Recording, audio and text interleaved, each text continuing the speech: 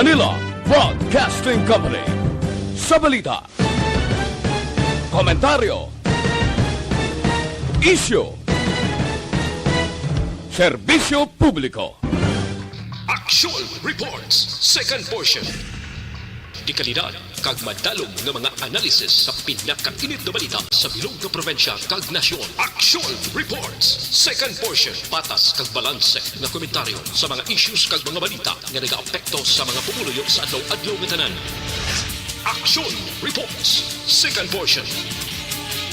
Upod sa veterano kag respetado nga komentarista. Action Fred Salanga. Karon nga adlaw Sabado, Pitsa 19 na bulan sang Hunyo tuig 2021.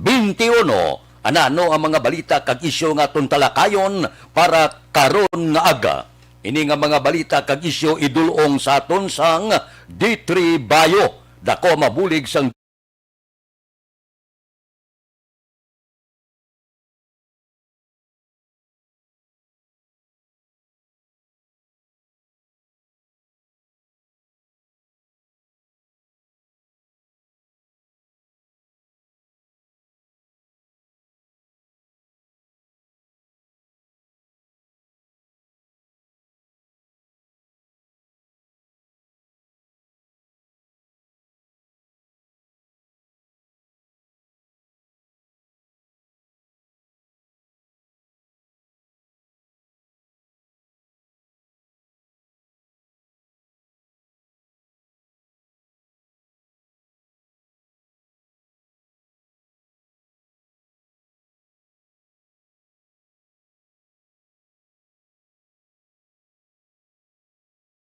Standard Time, las 6:39.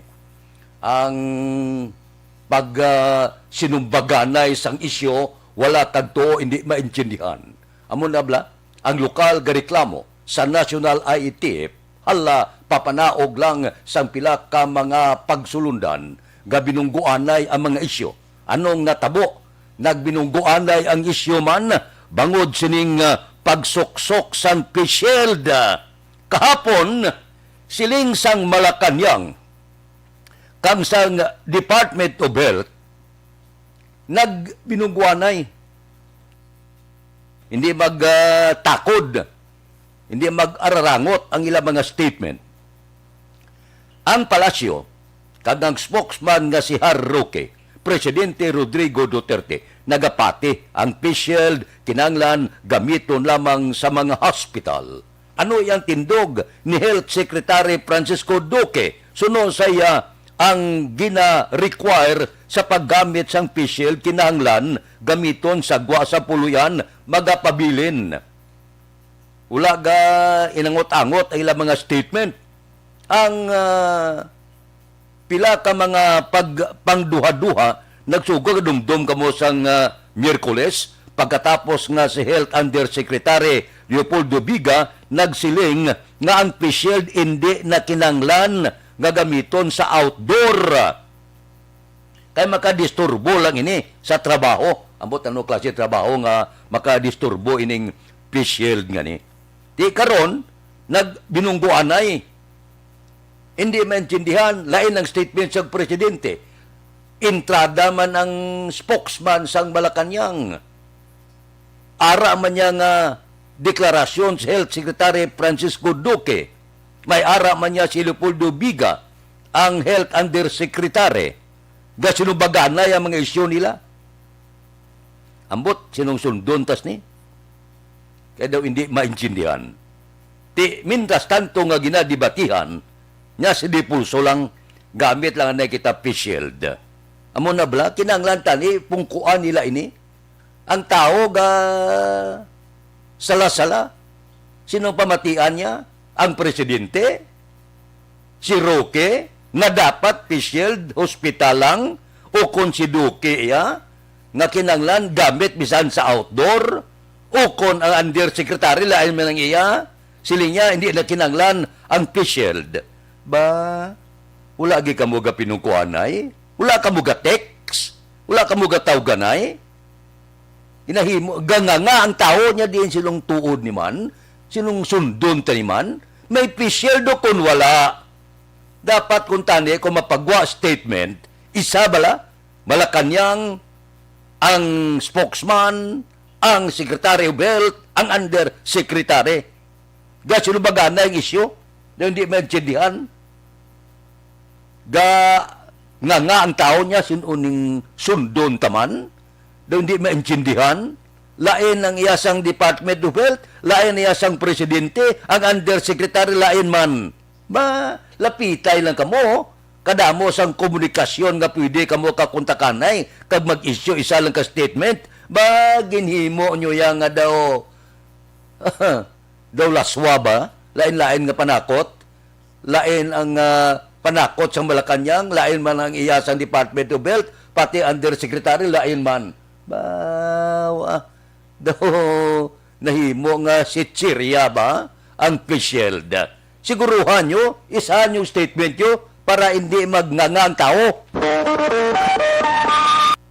Aksyon Radio Philippine Standard Time, las 6:43 na. Mabalik kami pagkatapos ini.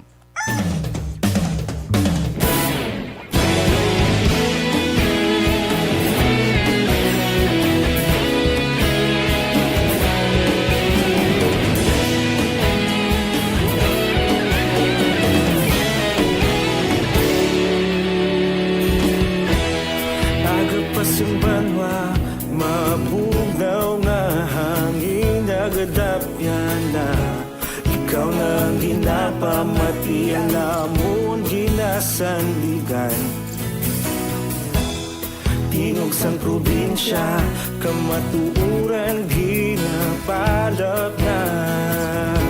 Minsay nga may dala, paglaom kag kasanag. Tinuig na nagligan, ikaw gihapon ang ako nga estasyon. Sa pagbudlak sang adlaw, sa pagtuhaw sang biton. Mga balita nga dala inspirasyon. Aksyon radyo, bakulog man sa gihapon. Padayon aksyon radyo, bakulog saludo sa imo. Padayon aksyon radyo, salamat isa pagserbisyo. Patas ka balanse, matuod na mensahe, wala sang hinagang pilihan. Padayon aksyon radyo.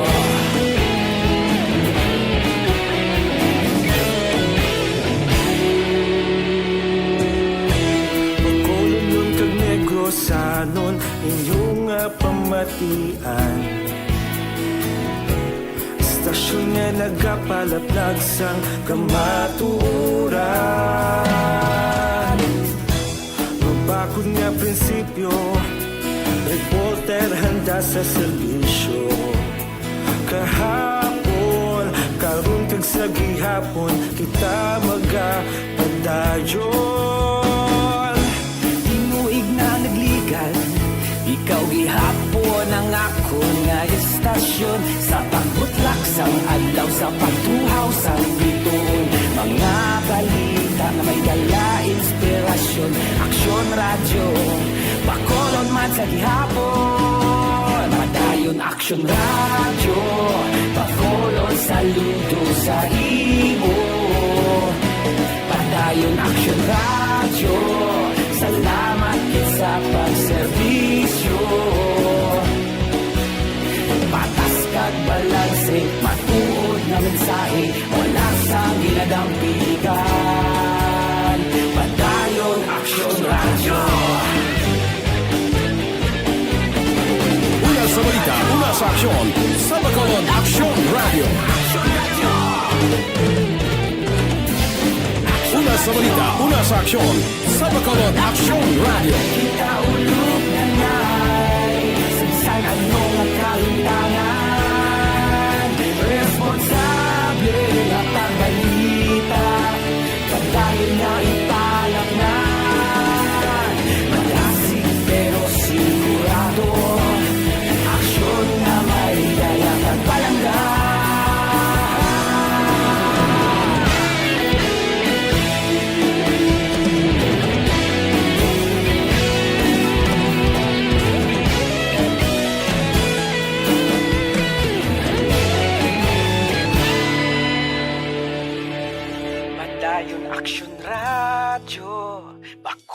pod saludo sa imo. Padayon Action Radio, salamat gid sa pagserbisyo. Action Radio Philippine Standard Time, las 6:47. Ga-monitor kita sa isa ka pagpakiginunanon upod sa kay Negros Occidental nga representante Juliet Marie de Leon. Amo ni siya ang House Committee on Suffrage Chairman sa Electoral Reforms kag ginpatigayon ang online nga House Committee hearing bala. Ang hearing ginatun-an sa COMELEC ang filing sang Certificate of Candidacy para sa Mayo 2022 nga national kag local eleksyon. May pagtuon nga hindi pagdunganon. Ambot silingon, may ara sila plano depende sa kandidato para hindi maginutok bala, hindi maglapta, hindi mangin super spreader sang COVID-19 ang filing sang Certificate of Candidacy. Kadumdum kamo nagligad nga kung mag-file ang kandidato, may mga banda, tanan nga supporter o pod, tanan-tanan nga ginutok sa COMELEC. Di hindi na ina pwede. Limitahan na ina. Kag may ara plano, depende sa kandidato, ang silingon, presidente, vice-presidente, mga senador, mga ambubla na, may aras la timpo yung adlaw mag-file sa ila Certificate of Candidacy. Tik total, ang pag-file sini sang Certificate of Candidacy, Oktubre 1, tubtubotso. So ang silingon, butang ko una file ang mga presidente nasyonal, dasunon ang provincial, dasunon ang lokal para hindi magginotok. Amo na ang plano nga bag-o sang COMELEC.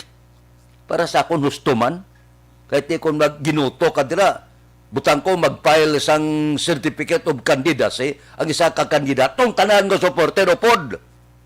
Mag-file sang Certificate of Candidacy, butang ko sa lokal, mag-file ang gobernador, ang tanan nga supporter o pod, file ang vice-gobernador, alkalde kag iban pa, nga gari na gumbalang may banda pa.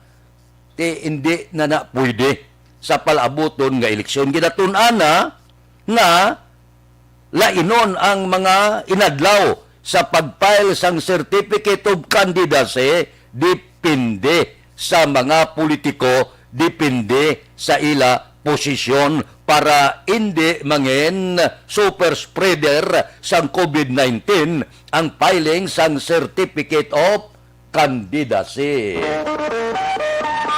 Action Radio Philippine Standard Time, las 6:50. Mabalik kami pagkatapos ini. Linibo na ka mga Pilipino ang Bakit kailangang magpabakuna? Bakit nga ba vaccination? Ang pandemyang ito ay kumuha ng maraming buhay at patuloy pa nitong nilalagay sa peligro ang buhay ng nakakarami. Pinahina din nito ang ating ekonomiya at maraming Pilipino ang nawalan ng trabaho dahil dito. Sa pagkatuklas ng bakuna laban sa COVID-19, nagkaroon tayo ng oportunidad na malabanan ang pandemyang ito.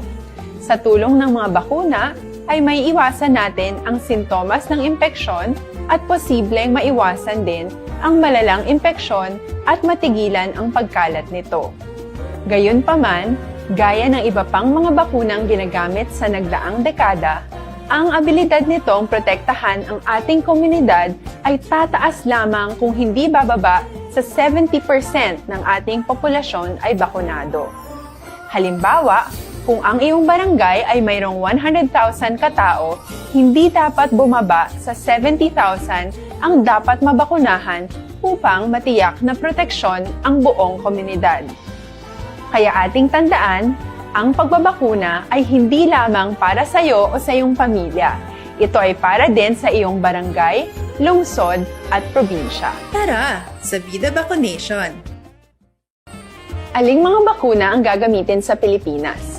Sa ngayon, may limitadong supply ng bakuna sa buong mundo. Sa katunayan, halos 80% ng stock sa buong mundo ay nabili na ng mga mayayamang bansa.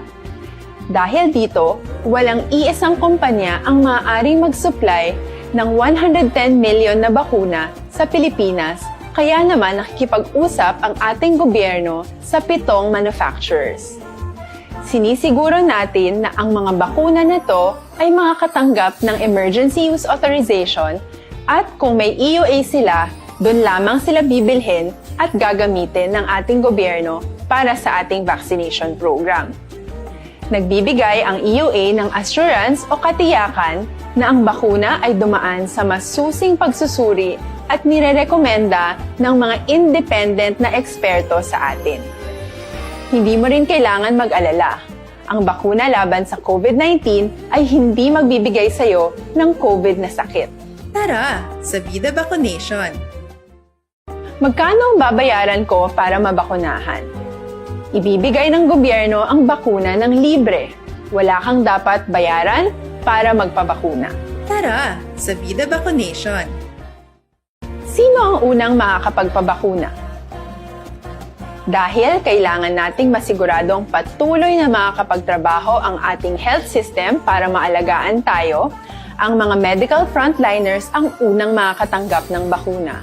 Susunod dito ay yung mga eligible na senior citizens dahil sila ay nasa greatest risk ng severe infection o kamatayan. Alam natin ito dahil sa ating lokal na datos na mas mapanganib ang COVID-19 sa mga matatanda. Ang pagkakasunod-sunod na kung sino ang unang makakatanggap ng bakuna ay natukoy sa tulong ng mga eksperto. Tara, sa Vida Vaccination. Kailan at saan ka dapat magpabakuna? Ang inyong national government ay nakikipag-ugnayan sa mga lokal na pamahalaan upang maihatid ang bakuna sa inyo. Ang lokal na pamahalaan or LGU nyo ang maghahanda ng pagpaparehistro at pag-ayos ng schedule ninyo sa pagpapabakuna. Mangyaring abangan ang anunsyo at instructions na magmumula sa inyong mga mayor or governors ukol dito. Tara, sa Vida Vaccination. Ano ang kailangan mo bago magpabakuna?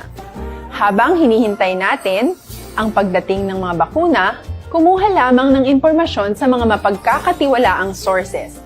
Magtanong lamang sa mga licensed medical professionals ukol sa wastong pagbabakuna. Higad baybayon may mga pista katulad sa barangay Punta Taytay, Banago, sa bilog nga probinsya sa Negros Occidental. Basta kapistahan ni San Juan Bautista, gagutok ang baybay. Gapalaligo, labi na gid ang Punta Taytay, dungan pa sa pista. Ang Banago, amuman, kagiban pagid nga higad sa baybayon. Ti bangod sini, may ara sang palayag kag apila si Mayor Leonardia nga siradan sa Hunyo 24, Huwebes na, ang mga beach resort, bar, restaurant, coffee shops sa barangay Punta Taytay kag Panukoy. Durante ni sa pagdumdum sang kapistahan ni San Juan Bautista nga ang ipasiradan kay suno kay Mayor Leonardia, hindi masarangan sang syudad ang ninibo ka tao nga magkadto sa baybay sa kada kapistahan ni San Juan Bautista. Kag posibilidad halinan sang pagdamo sang kaso sang COVID-19 sa syudad. Kung magdagsa ang tao, basi magdagsa man ang magpositibo sa COVID-19. Di okay ni. Para sa akon, maayo man, paiway tanay. Kay purti na doon, di masagang. Imbes nga magnubo, imbes nga magsarurot, gaibwal. Ti kanday Kapitan Lia Palma kuno sa Punta Taytay kag Kapitan Yolanda Noble nagpasugot na ginapasalamatan gani sang alkalde sang Bacolod.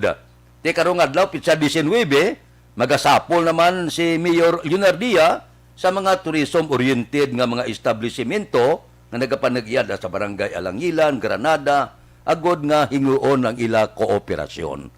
Para sa akon palipason tanay ini, no? Ang mga kapistahan pagnitipon-tipon kay ara pa kita sa makatalagam nga mga panahon bangod may COVID-19, no? Medyo palipat-lipatan tanay para man initanan sa aton kaayuhan. Pagkatapos ba kaluyan kita nga mag-iskirda na si COVID-19, balik enjoy kita sa mga pista katulad sining kapistahan ni San Juan Bautista. Subong ya, temporaryo ipaiway talanganay.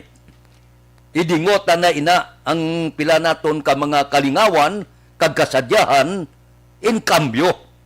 sa hindi pagdamo kang pagsaka sang COVID-19 nga kaso. Paiwayan na ya. Basi next year kaluyan kita nga mag-iskirda ang COVID, enjoy kita.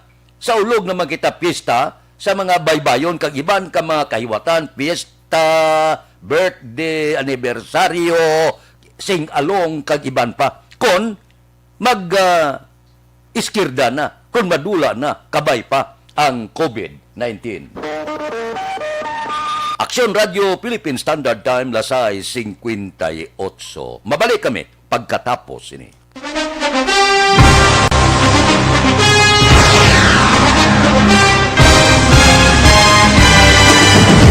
Mga balita nga una nabatian, mga impormasyon nga nakaapekto sa pagpangabuhi sang tanan, drama nga naghatag kabuhi sa istorya sang paglaom, paghigugma kag pagpasimpalan, serbisyo nga makatalandog balatyagon kag nagbunga sang pagsanyog, istasyon sang tanan sa sulod na sang 51 ka tuig, istasyon nga hindi kamo pagkalipatan. Pito ka mga kongresista, isa ka gobernador, ang araw sa nagkulist, sampedaya, yung pamangkot to nagligad para pamaninga linaw wagay sa ngalan wala to naman nga maglapit na lang ang eleksyon pagwa. Sakit lang kung kayo nga katapos ang media nga mag-report lang sa senaryo, kabisan mahatagan kamo tsansa nga makapalayag sa inyo hibubunot batok sa pulis. Jaya kontra Wala niya tsansa mo, nagpasarhag na ang kamera, wala ang ila counterpart sa Senado, nagpabungol-bungol. Kamuda daw ga pinagusto lang sa kamera, insulto sa Senado. Una sa balita, una sa aksyon, Sabado, Aksyon Radio. Today, DOA is confirming that a 38-year-old female Chinese patient under investigation, or PUI, is positive for the novel coronavirus 2019 DAS-CoV. I issued an order to Executive Secretary Mijal Dia clearly laying down the responsibilities of each department in implementing the Bayanihan to Heal as One Act. Makabig nga pinakadako nga hangkat nga natubang sa pungsod Pilipinas ang COVID-19 pandemic. Tanan nga sektor ang apektado. Tanan nga kinahanglan sa pagtamod kag nagakaigo nga pagserbisyo. Bisan pa ang industriya sa pagwaragwag nagapangatubang sang kaangay nga pagpanghangkat. Apang Aksyon Radio Bacolod wala nagbiya sa pagpangalagad sa kahanginan sa pihak sang kabudlayan, peligro kag risgo nga dulot sang pandemya.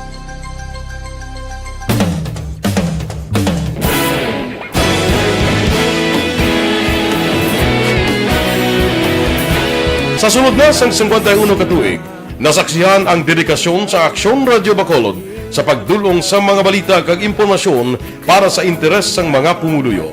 Pila na ka henerasyon ang nag-agi, komitido sa gihapon ang Aksyon Radio Bacolod nga mag-alagad sa kahanginan nga tampad, wala sang ginadampigan kag ginahalungan ang kamatuuran. Sa tunga sang mainit nga away sa politika, ang istasyon nagapabilin na nga patas sa pagtalakay sa mga isyu kag problema. Bilang tagbantay sa kamatuuran, ginatagan sa importansya ang tawhanon nga kinamatarong kag nagakaigo nga proseso agud mawaragwag sang husto ang balita kag malikawan ang paglaptas ang salak nga impormasyon. Sa pagluntad sang kalamidad, gindulong sa inyo ang sitwasyon sa palibot kag padayon nga nagahatag sang pahanundom agud maluwas ang kaugalingon. Ang pamilya, kalakip na ang tanan nga kaaksyon. Sa tion sang kasubo, nanari-sari nga mga matahom nga drama ang nagalingaw sa inyo. Ang inyo reklamo amon ginpamatian kaginhatagan sang aksyon. Padayon ang reforma sa serbisyo ang ginahimo sa Aksyon Radio Bacolod.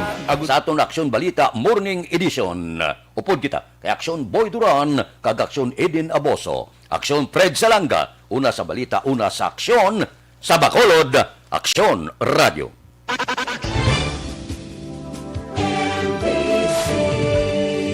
Manila Broadcasting Company. Sa balita.